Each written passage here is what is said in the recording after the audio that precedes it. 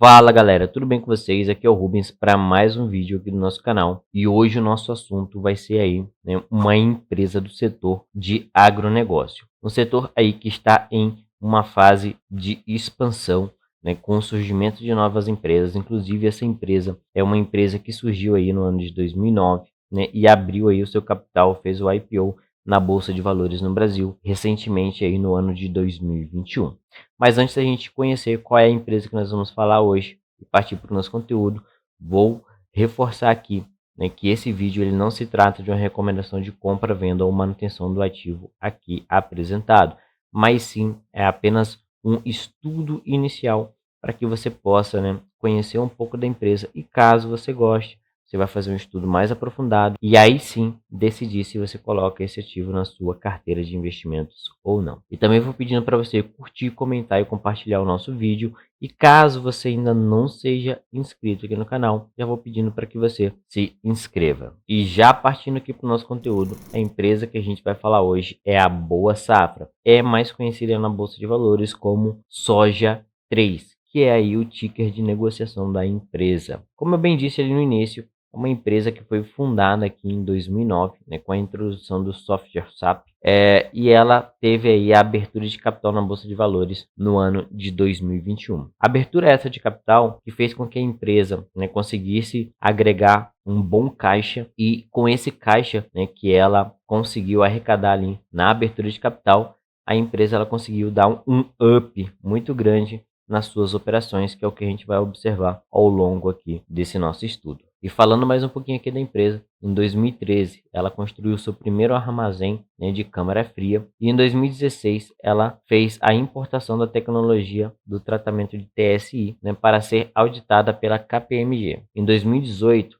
eles fizeram o lançamento do laboratório de sementes. Em 2019, né, eles fizeram a implantação aí do maior UBS deles, né, que iniciou as operações em cabeceiras. Em 2020, eles fizeram a introdução ao tratamento de TSI completo. Em 2021, como já bem disse, a abertura de capital. E em 2022, eles iniciaram aí, né, a expansão dos centros de distribuição e UBS da empresa.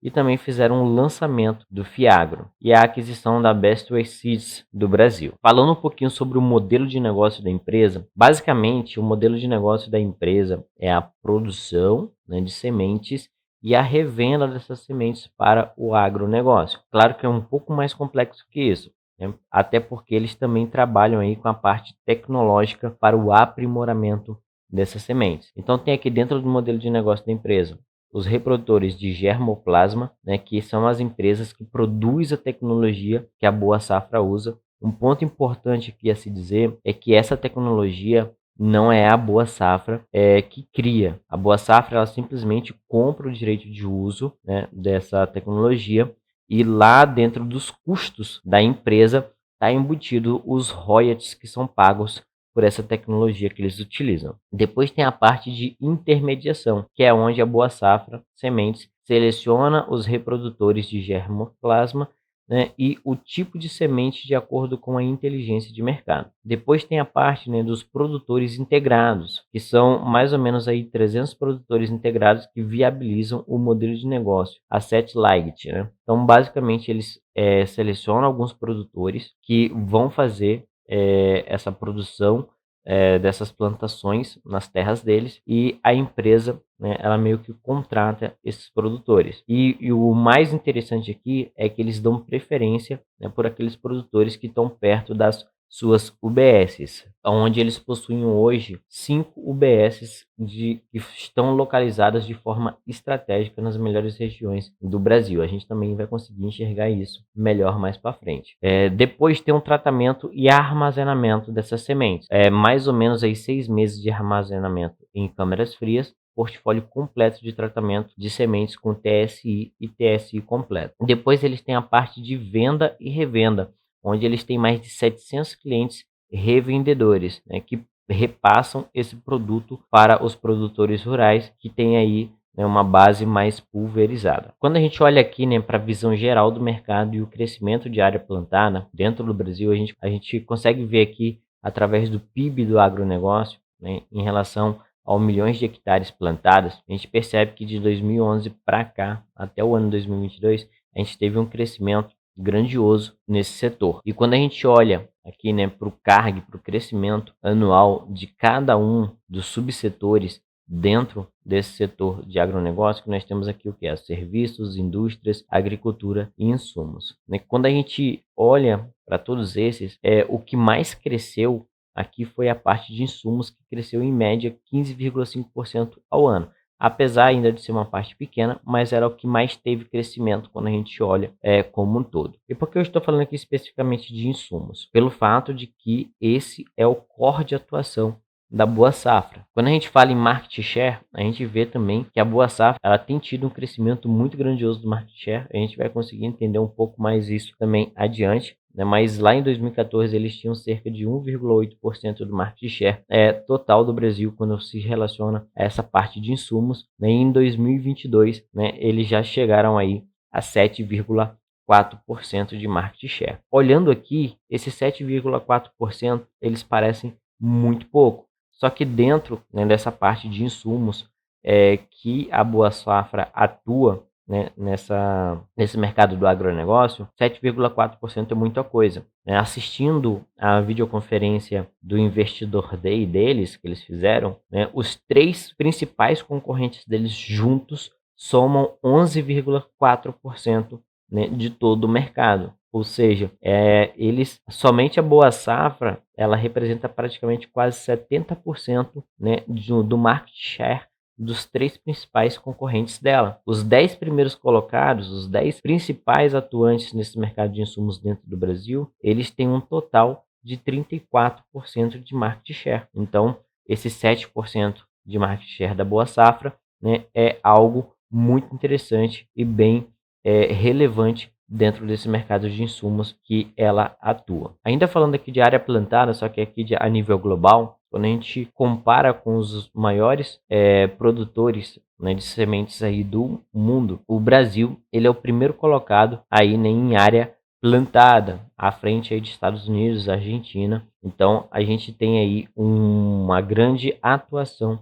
dentro desse setor do agronegócio. Aqui eles trazem uma comparação muito interessante, do ano antes deles fazerem o IPO da empresa na Bolsa de Valores e após eles fazerem a abertura da empresa na Bolsa de Valores, o crescimento que teve no seu mercado de atuação. Quando a gente fala de área plantada, de 2020 até 2022, teve um crescimento de 13% na área plantada no Brasil. A capacidade instalada de 1.000 Big Bags cresceu 70%, saindo de 100 lá em 2020 para 170 em 2022. A venda de sementes cresceu 48%, saindo de 92 para 136 em 2022. A parte de biotecnologia cresceu 100%, saindo de 62 lá em 2020, chegando a 124 aqui em 2022. A parte de TSI cresceu 214%. O market share da empresa saiu de 5,7% para 7,4%, crescendo aí 1,7 pontos percentuais, comparando aí de 2020 a 2022. O lucro líquido da empresa saiu de 70 milhões lá em 2020 para 175 milhões em 2022, tendo aí um crescimento de 150%. Mas a gente vai ver ali, depois que a gente for olhar no site de análise de ações ali, o histórico mais longo, a empresa nem sempre apresentou esses resultados positivos dentro do histórico que a gente tem. Quando a gente olha para o volume vendido, a gente observa aqui que o volume vendido ele cresceu bastante, principalmente o volume vendido com TSI, que é algo que eles estão focando bastante. O TSI basicamente seria o produto premium deles, É aquelas sementes mais selecionadas, com a melhor qualidade e que também tem um valor mais elevado na sua venda, fazendo com que a empresa tenha aí uma maior margem. Então, sem TSI seria ali uma semente padrão, com TSI uma semente premium com uma maior seleção. E a capacidade instalada deles também cresceu bastante. Quando a gente olha o crescimento da área plantada e campo por região, a gente observa que a empresa ela teve um bom crescimento. A empresa está instalada com seus centros de distribuições e as suas unidades de beneficiamento em 5 estados, que é aqui no Maranhão, no Mato Grosso, Goiás, em Minas Gerais e na Bahia. Olhando de forma mais detalhada, eles estão aqui em Sorriso, onde eles têm uma grande área plantada. Também tem aqui no Mato Grosso em primavera, uma UBS. Em Balsas, né, eles têm aqui uma área plantada de 252 mil hectares. Na Bahia, eles têm aqui 150 mil hectares plantadas na cidade de Jaborandi, e eles têm uma UBS aí na região de Buritis, em Minas Gerais, com 89 mil hectares. E também tem aqui uma UBS na cidade de Cabeceiras com 36 mil hectares de área plantada. Para a gente olhar de uma forma mais detalhada, né, esses ativos que eles têm, antes do IPO, né, é interessante a gente observar aqui que antes do IPO eles tinham somente aí, né, Cabeceiras e Buritis, seriam duas unidades, né, de atuação deles. Após eles realizarem um IPO, né, eles conseguiram aí dobrar a quantidade de Big Bags, né, que eles produzem, e eles aumentaram bastante, né, a quantidade, né, de área plantada e também a quantidade dos centros de distribuição que eles têm, né? Aí Cabeceiras e Buritis que eles já tinham, acrescentaram em Jaborandi, Sorriso, Balsas, Primavera do Leste e Uberlândia aqui em Minas Gerais. Então a gente consegue observar aqui que a empresa, né, ela está aí realmente fazendo uma expansão muito forte, e essa expansão ela tem trazido um grande resultado para eles. Eles também estão realizando aí, né, o ganho de eficiência. Por quê? A soja, né, ela tem um período específico onde ela vai dar a safra, eles vão fazer a colheita e durante um tempo ela não vai produzir. Com isso, alguns silos deles de armazenagem, a parte de TSI, entre outros maquinários deles, né, e até mesmo o pessoal, a equipe deles, acabava ficando, né, de forma ociosa durante esses períodos vagos, aonde não teria, né, a produção dos grãos de soja. Com isso, eles estão começando agora a introduzir novas produções de semente de outras variáveis, né? Por exemplo, braquiária, feijão, trigo e milho. Dessa forma, né, fazendo com que eles consigam aproveitar esse período ocioso que eles têm ao trabalharem com a soja, aonde eles vão usar todo esse maquinário, estrutura e pessoal, né, para a produção de outras sementes, potencializando assim o resultado da empresa e praticamente mantendo-se o mesmo custo. Por isso que eles falam aqui, ó, crescimento de campos de sementes, maior aproveitamento dos campos de sementes, otimização da infraestrutura com trigo, feijão, sorgo e braquiária. E além do milho que eu citei aqui para vocês, que foi citado na videoconferência deles, né? E novas linhas de receita que eles estão entrando aqui com a parte de serviços. Essa parte de serviços, pelo que entendi, é o serviço de armazenagem, já que muitos produtores não têm, né, esse serviço de armazenagem, eles estão, né, também fazendo esse serviço de armazenagem, que seria uma receita a mais aí para a empresa. Quando a gente fala do market share, né, a gente viu ali que eles estão presentes com as unidades deles em 5 estados, mas eles distribuem para praticamente quase todo o Brasil atualmente, tendo uma boa participação.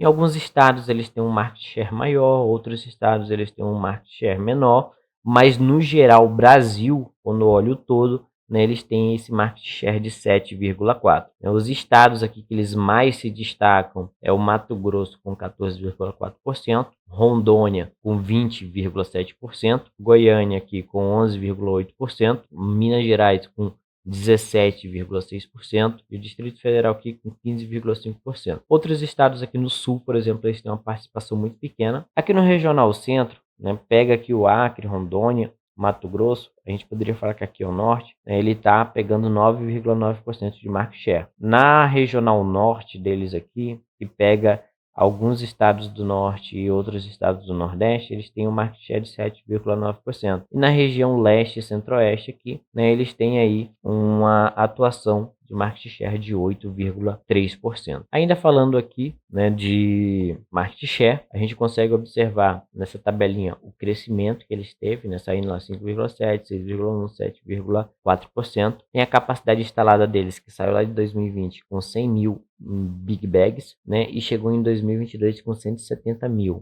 E ele já tem uma projeção para 2024 aí de 240 mil Big Bags e 2027 360 mil Big Bags. Então eles têm aí, né, uma projeção bem otimista para os próximos anos. A área plantada deles também cresceu bastante. Em 2023 pretendem chegar aí a 144 mil hectares. O lucro líquido da empresa também cresceu bastante, né? E o lucro por capacidade de Big Bag também cresceu de forma interessante. Então a gente percebe que a empresa, né, ela tem bons números, vem crescendo bem, mas a gente tem que se atentar que ainda é uma empresa, né, que realizou um IPO recentemente e ainda não se provou, vamos dizer assim, né, que a gente costuma dizer que a empresa ela se prova aí após 5 anos de mercado. Olhando aqui para o resultado do primeiro trimestre da empresa, a gente consegue observar aqui que eles tiveram uma receita operacional de 1,8 bilhões. Então a gente vê que é uma empresa que ela tem uma receita, né, bruta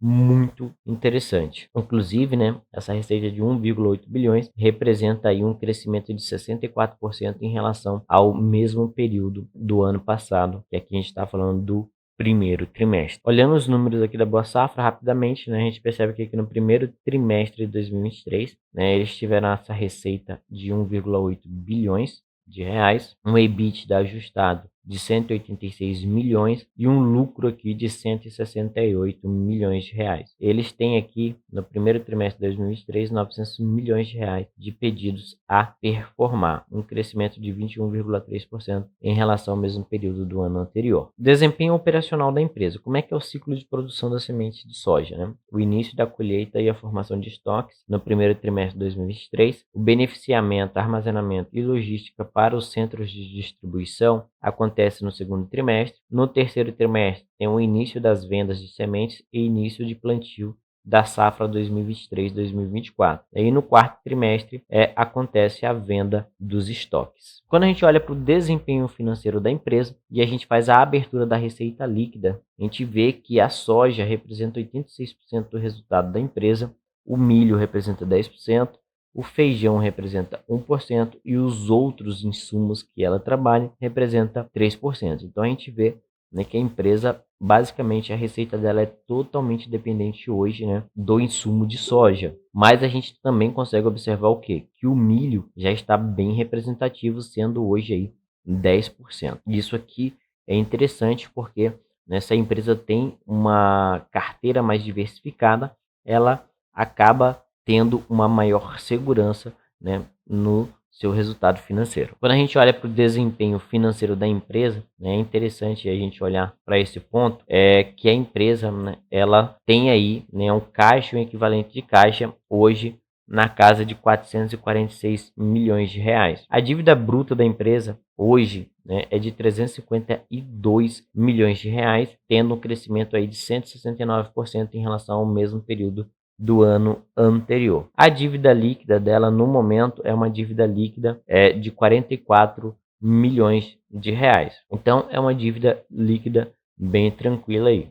A dívida líquida, né, quando a gente compara com a EBITDA da empresa, é de 0,24, então por enquanto está bem saudável. Agora vamos dar uma olhadinha aqui, né, no site, nas de ações, para a gente olhar um pouquinho do histórico da cotação da empresa. Hoje a empresa ela é negociada a R$ 11,54. Teve valorização aí nos últimos 7 dias e no último mês, mas nos últimos 2 meses ela vem caindo aí 9,77%. Quando a gente olha o histórico da cotação da empresa, a gente observa que a empresa ela abriu capital lá no patamar de R$ 16, né? Veio aqui caindo, subiu de novo lá na casa dos 15, mas desde dezembro de 2021 ela caiu bastante e vem mantendo aqui essa média de preço na casa entre 10 e 12 reais. Quando a gente vê aqui, o dividend yield da empresa é baixo, né? Ela fez a distribuição em 2022 de 1,05%, em 2023 até o momento 0,32%. Como é uma empresa de crescimento que está fazendo os investimentos para aumentar a sua capacidade de produção, consequentemente ela vai ser uma empresa que ela não vai distribuir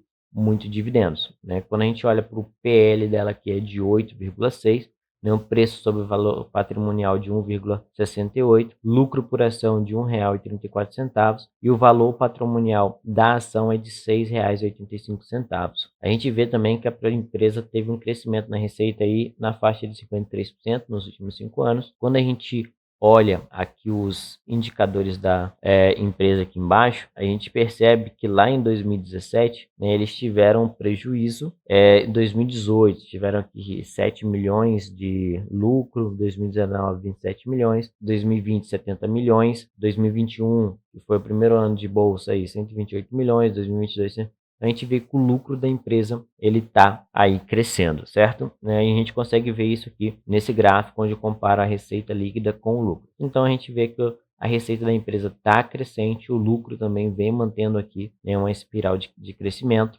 e isso é bem interessante. A dívida líquida, né, chegou a ficar com dívida negativa aqui, mas como é uma empresa que está fazendo investimentos, consequentemente ela vai ter dívida, mas por enquanto essa dívida está saudável. Então nós temos aqui uma empresa que é nova, né, tanto de bolsa como de existência, uma empresa aí de 2009, então não é uma empresa que tem muito tempo de vida, tem aí 2 anos, 3 anos de bolsa de valores, tá se provando, tá mostrando os resultados, fez o Investor Day, inclusive quer conhecer a empresa um pouco mais, procurar no YouTube. O canal deles tem um vídeo lá de 2 horas e meia mais ou menos que eu assisti, Investor Day deles, onde eles explicam passo a passo a empresa, quais são as metas que eles estão buscando, os novos investimentos em tecnologia e tudo mais. É muito interessante, mostra que eles estão preocupados, o time está bem alinhado, certo? Procurando preencher essas lacunas, né, que eles estão